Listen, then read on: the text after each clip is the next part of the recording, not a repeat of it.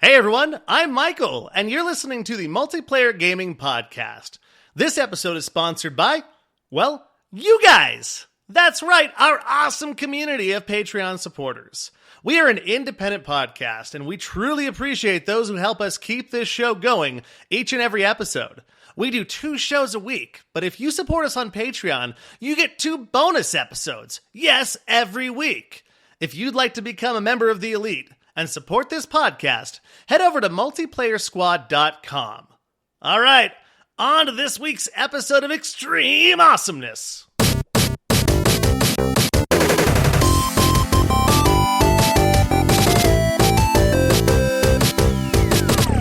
Hey everyone, so glad to have you here with us for the Multiplayer Gaming Podcast.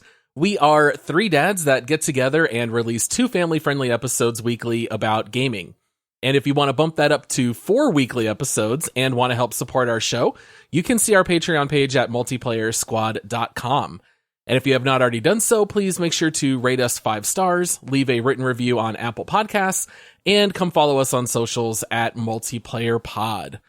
All right, now on Thursdays, we always cover This Week in Gaming. We talk a little bit about what games we've been playing over the last week. We talk about recent gaming news. And let's go ahead and get some introductions and let's jump right in. I am your host, Paul, and joining me, he solemnly swears that he is up to no good.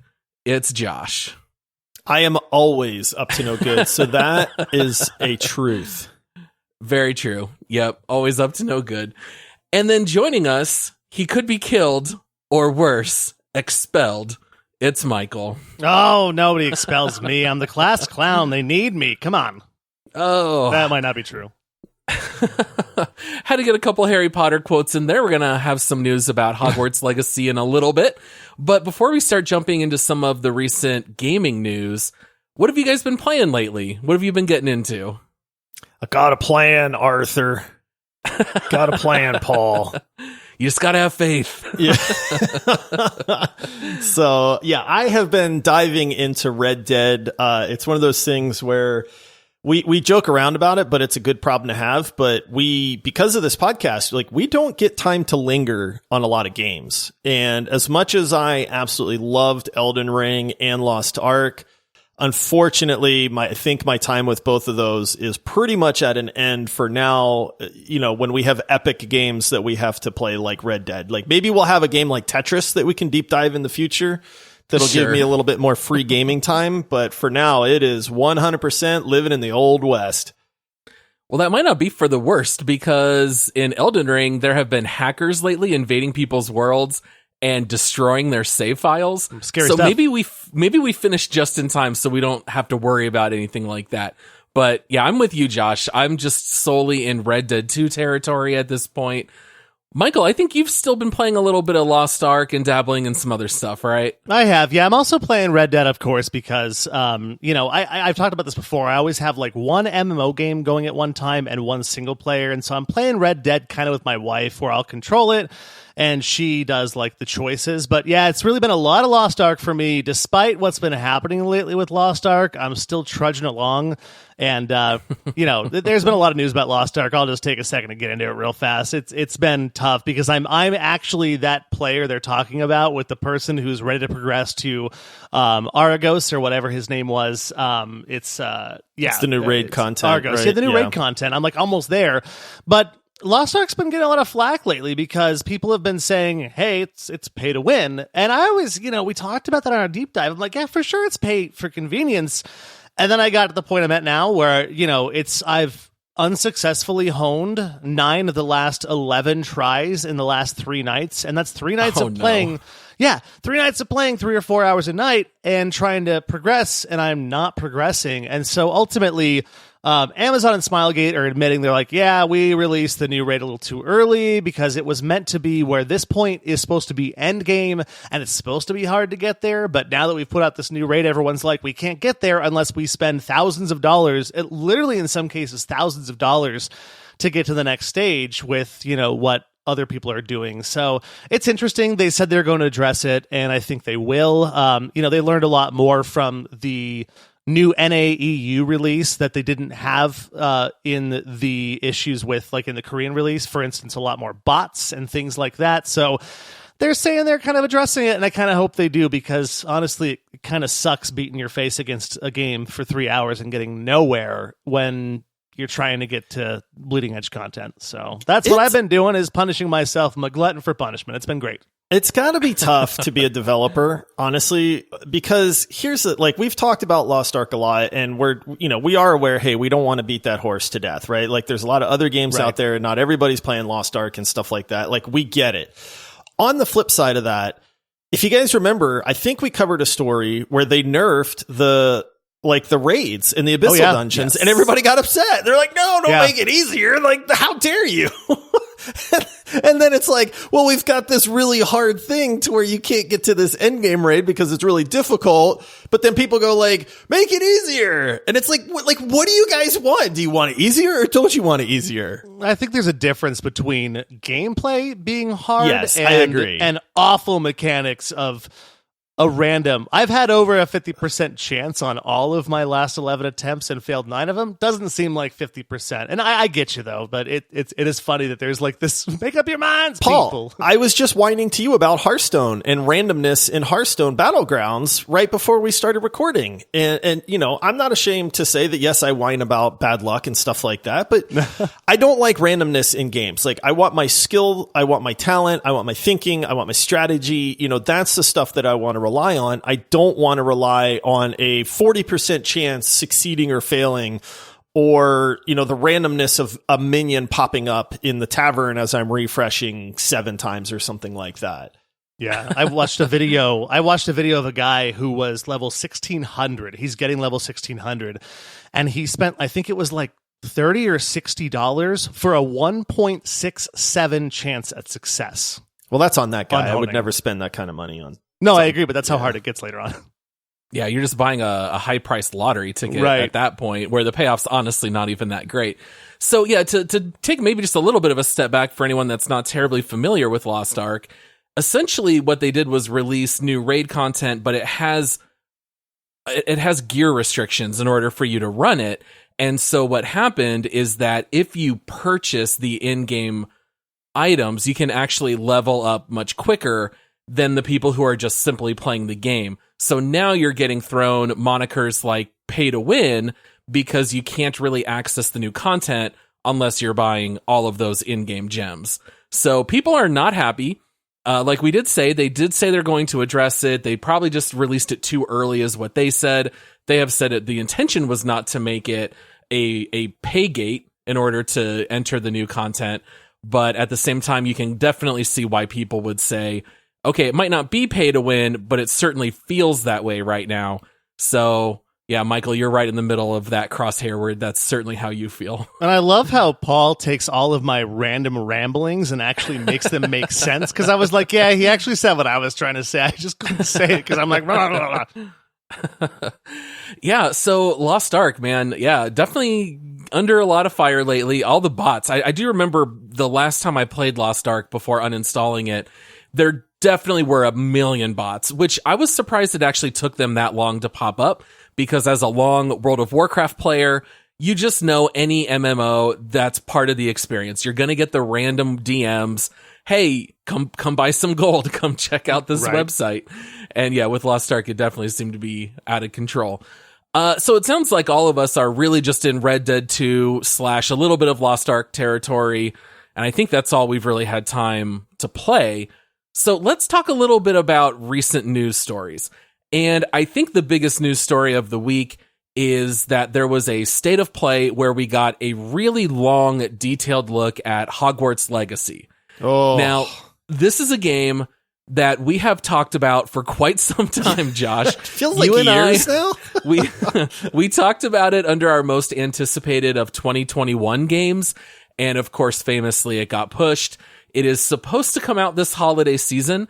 I think we are moderately confident that that is when it will come out. But we got to see a ton of gameplay, a lot of footage. We got to see a lot of interviews with the development team. And I was just kind of curious. Well, first of all, Michael, because I'm not too sure about you. I know that Josh and I are enormous Harry Potter fans. Are you a Harry Potter fan? You're a wizard, Harry. And I'm not. I'm not a wizard, unfortunately. He's a muggle. Yeah, I'm a muggle, all right. I mean, I appreciated him. My kids have talked about the books. I watched the movies. I liked him. Was not excited about the game because I think the only Harry Potter game I played was Lego Harry Potter, and it was like every Lego game. It's the same thing over and over again. Yeah. And so, I mean, I'm sure I'll have to play it because I'm a part of the show, and I'm sure I'll enjoy it, but I think Harry Potter's fun. And that's as far as it goes. Oh, I love the movies so much. When I got a 4K Blu-ray player, the very first thing I bought was the full entire collection on 4K because I really wanted it. So yeah, I know Josh and I love Harry Potter. This is definitely one that I was very curious about because they talked about the fact that you could choose to be good or bad. You are in Hogwarts back in the late 1800s. So this is taking place long before all the events of Harry, Ron, and Hermione. It is way before that, so you're not going to see any of the characters that you know from the books or the movies, except they did go out of their way to mention, like, nearly headless Nick is in it, so you might have, like, a ghost or two, but for the most part, we're not going to know any of the characters. It's a fully new story, and you're playing as a person who is first entering Hogwarts in their 5th year, so normally you go to Hogwarts all 7 years, but you're starting in your 5th year.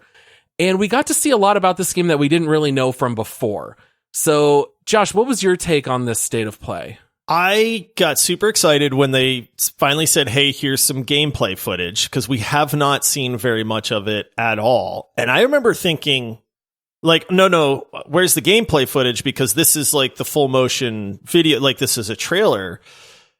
And so my very first impression was, man, this game looks good. The animations and the style 100% capture the Harry Potter universe for me, like Hogwarts and all that. Like I really, really was blown away by how good it looked. And then the scale of the game kind of hit me. Because they go into talking about how you have to go to potions class and defense against the dark arts class. And you actually have to go to your classes in this game. And then in between, you get to explore and stuff like that. I mean, it's a 22-minute video. It's quite in depth, but I remember thinking like, this legitimately looks really good to me. So one of the things that they really leaned into that I love is all of the magic inside Hogwarts. So like they said, you already know about the Room of Requirement and you know about certain aspects of Hogwarts, but they're going to let us fully roam all of it. So there are areas that like we normally don't see. And so they show like the back kitchens and preparing all the food, and you get to discover all kinds of secret passageways, and they're going to build in all these little puzzles. And like they said, you're going to be able to discover dungeons that you get to go through and clear out. And I think that stuff is all really neat. I actually did not think that the animation looked quite as good as you did. Really? I thought it looked kind of drab. I felt like they took a slider for color and slid it down to 50%. You know what it looked like to me? It looked a lot of what it looks like outside our houses here in Phoenix, Arizona. We don't have greens. Everything is kind of like greenish brown. And a lot of Harry Potter looked like that in the open world. I was surprised that things weren't a little bit more like high contrast color. Yeah, I mean, I was talking about the animations, like when they're doing the duels and the wands and casting spells and you're walking around Hogwarts, like all of that seemed very, very top notch to me. I will say this, I got super hyped watching this trailer. The scale of the game seems like it's going to be pretty massive from at least what the video kind of gives you a taste of, which I love. It's like, man, is this going to be an 80 to 100 hour game? That would be great. And the combat, they really went into it in the video. There's a whole section on it. I'm just a little lost on how that's going to work, because graphically speaking, there's not a whole lot in that universe. There's not these massive explosions and these huge like light beams of energy and stuff like that. Like it's all a little bit subdued. Now that's not to say that, the beams don't exist, because they even give you the part where you're dueling another, classmate or whatever. And you've each got your little colored beam and they're clashing and stuff like that. But it seemed very subdued to me. Like you're just kind of whipping these little dashes of light at people, you know, and I'm kind of like, is that underwhelming? Like, I don't know. Yeah, but they could always blow it up bigger anyways if they wanted to. You know, they could make it more. But, you know, for the super nerds out there, like myself, but not a Hogwarts nerd, are they going to make it so that maybe there's a mod someday, like that Skyrim mod, where you can go whoosh and your character does that, where you're like Expelliarmus or whatever they're saying, and you can just yell the spells? Because that would actually be pretty cool. But yeah, I get what you're saying. Maybe that's one of the reasons why I never got too into Harry Potter, is like the spells. I'm like, magic, big fire, and it's like, no, pew pew. Yeah, the pew pew does seem like that's the combat. Put the snake to sleep. The snake's asleep. Yeah, I mean, Harry Potter is not really about big action until the final 2 movies. It's definitely more like the characters and how they, you know, develop over time. I did think it was funny that they mentioned that there are, quote, dozens of spells to determine your fighting style. And yet the only move that they kept showing over and over is Accio, Accio, Accio, which is like what you use to make something teleport closer to you. Okay. So you would see an enemy up on like a high ledge. They would point their wand, pull them toward them, and then they would attack them. So they say that there are dozens of spells. I think in the videos, we really only saw kind of like 3 to 4 kind of recycled over and over. So I am curious to see how many spells are you able to equip at once? Is it going to be kind of like Lost Ark, where you can only equip a certain number that are on cooldowns? Or, you know, is this going to be based on a mana bar? How is all that going to work? I'm curious. I will say, after watching this video, I was not confident that it's going to be great. I'm very curious to see the exploration in the open world. That stuff seemed really neat. Yeah. When they show you hopping on a broom and flying around, and you're going to find all these side missions and side characters, that was really speaking my language. The combat is definitely what's worrying me the most. It is, but I mean, like you said, Harry Potter, it's not about the combat. Like, yes, it's going to exist, and I have to remind myself, like, this is not a fighting game, you know, like that's okay to have a little bit of combat and not have that be the focus. But I'm with you. I start geeking out when I think about exploring all the nooks and crannies of Hogwarts. You know, or hopping on a Nimbus 2000 and flying around and exploring outside of Hogwarts in the surrounding area, which you can do. And so for me, if you give me that really good exploration component, I mentioned this on a show or two ago, where I found that I really love exploration type games. And so if I get to do that at Hogwarts with a little bit of combat and some discovery of, like, you know, hey, maybe there's a troll in the dungeon and stuff like that, like I really feel like I'm going to enjoy this a lot. It's funny because you just mentioned exploring around, and Paul mentioned earlier the kitchen, and then he just mentioned mana, and I just instantly thought of a dad joke. You guys want to hear it? Oh, absolutely. Sure, let's hear it. When you're in the kitchen, what kind of food can you make to replenish your mana? What? Banana bread. Boom! Banana? Oh. Banana bread. Call back to last week's Twig episode. I don't know that that's a good dad joke, man. Is there such a thing as a bad dad joke? Because I feel like that was... I got it. You guys know I actually once took an online quiz, and this is how Harry Potter-esque I am, which is not very... I just found out I'm a Gryffindor, and I don't know what that means. Oh. That sounds about right. Yeah. They're brave, and they always stand like for what's right. That sounds like you. I would have guessed that you would be a Gryffindor. Josh is without a doubt Slytherin. I'm not. There's no question. I am actually not. I took the test, and I got Hufflepuff. I don't care what the test Which says. is lame, because I don't even know what Hufflepuff stands for, but I was like, I'm a Slytherin, man, all day. Hufflepuffs are loyal. I'm a loyal person. You are loyal, but if I think of Josh, Slytherin are people who are creative, really intelligent, and really good looking. Driven, very driven beards to success. Yeah. Awesome beards. Yes. Oh man. All right. So yeah, we'll keep our eye on Hogwarts Legacy. I'd say I'm 40% confident that it's going to be a really fun game. So it's certainly one I would never pre-order, but if the reports come out and it's looking good, people are liking it, and I can watch some streamers, then I'll pick it up. Or maybe we'll end up picking it up to deep dive on the show. I don't know. But shout out to your legendary supporters out there if you want to make us play that game. There's always that option as well. All right, so let's talk a little bit about Overwatch 2. So I actually opened up my battle.net launcher to play Hearthstone several days ago and saw that you could sign up for the Overwatch 2 beta. And I immediately, of course, did sign up because I can't wait to get my hands on it. But they did say that Overwatch 2 will be available for beta on PC starting April 26th.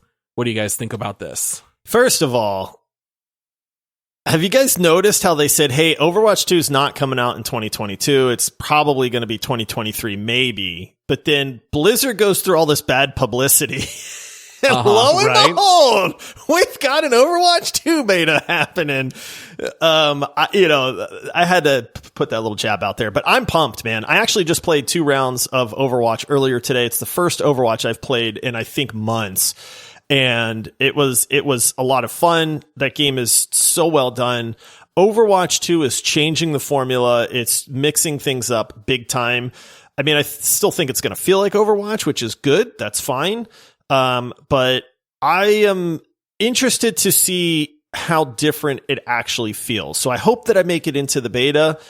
I'm cautiously optimistic about it. I mean, it's kind of hard to mess up Overwatch, but I don't know if this is going to feel like an honest to goodness sequel, or if this is going to just feel like they saved up a whole bunch of patches over the course of like 2 years, and then they're going like, ta-da, new game. And we're like, no, that's just a bunch of patches put together. Right. Yeah, and that's kind of where I'm at with it too. I'm excited about it because you guys know I'm not a shooter player, but I love Overwatch. It's absolutely one of my favorite games of all time. I think it belongs in the top 10 for sure of anybody's list because anybody can play it. And it's funny that you mentioned though that like it wasn't supposed to come out. Somebody casted Aki and brought it a lot closer to us, and that was a good thing. Did I get that right, by the way? Is it Aki? Akio. Akio. Yeah. Dang it. Oh man, you need to go back to class, man. A man of breath. Sorry. No, but I'm super excited about it. I'll play it regardless, but I am a little bit trepidatious of, I have a little bit of trepidation about it being like, how can they make it different without killing version 1, or what's going to happen there?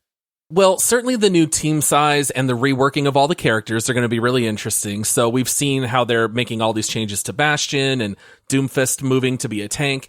I will say that I think that this game still has a very long way to go, because even in the live stream that they were showing, Winston couldn't fit through one of the doorways because he was too big.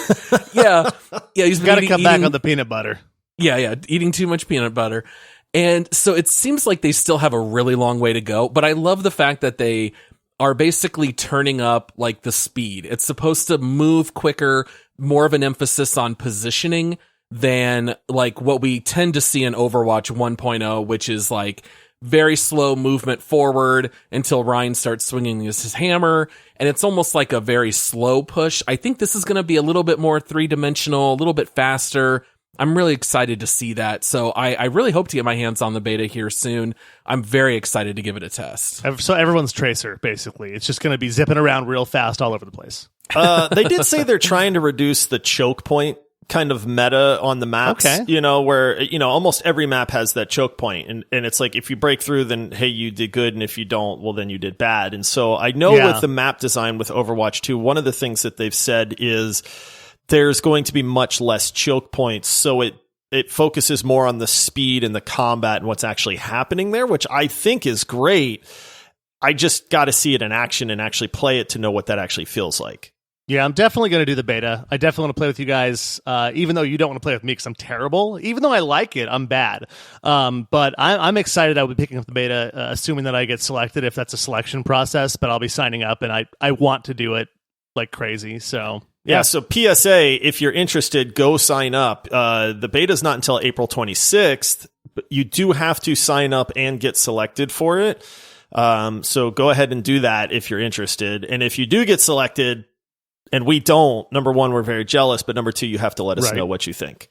Yeah, and let us know if that anti-choke point thing is actually a good or a bad thing, because that is a very defining point of Overwatch 1 is, you see it every single map, especially if it's a payload, there's that choke point. If the payload gets through the choke point, it's just going to make it to the next choke point, and then you're doing that. So maybe seeing a bit of a change up in the formula could be really cool, and I don't know. I'm just excited. I hope I get selected for the beta. And if I get selected for the beta and you guys don't, then the universe is upside down because I'm terrible. Yeah. Maybe they just want bad players to play it. Well, and also they did update Overwatch to remove Horizon and Paris. So the two maps that most people hate. Yeah, so the only one left that I really hate is Blizzard World, but at least they've also improved the maps. I feel like people have wanted, especially Paris, removed for ages. Yeah. When you have 20 people cycle in and out before the match starts because they don't want to play Paris, you definitely know you have not created a good map.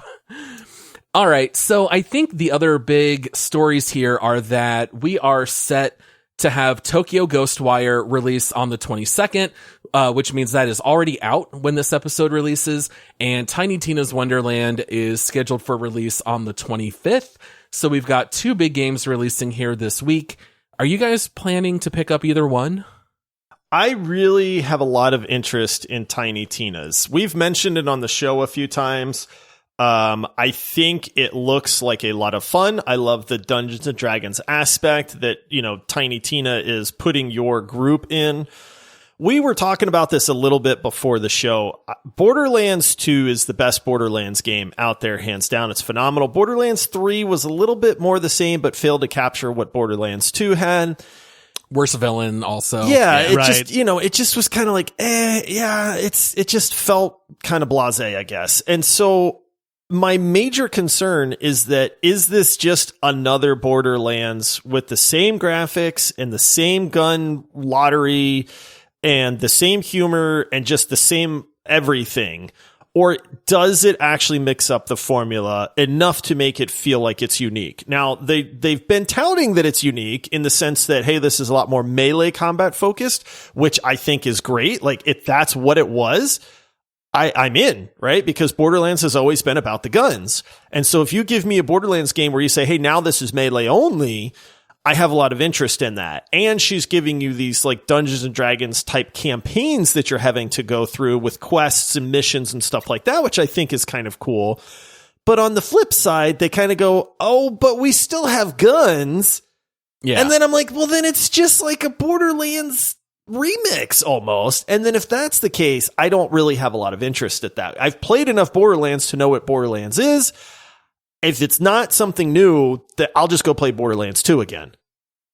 Yeah, see, I'm in the same boat. I will still play it all the way through. I will still pick it up. I will still love it. It's just how Borderlands-esque it is will determine how quickly I adopt it as the game that I'm playing right now. You know what I mean? It's a matter of like, hey, is it something new and something different, but in that universe and still has that awesome look and feel, which I still think is very unique? Or is it something that, I'll try it out, be like, it's very similar, maybe a little more melee, still kind of similar, and just kind of put it on a shelf for a few months or weeks until we have a hole somewhere in this cycle of games we're playing to just kind of roll through it because of nostalgia.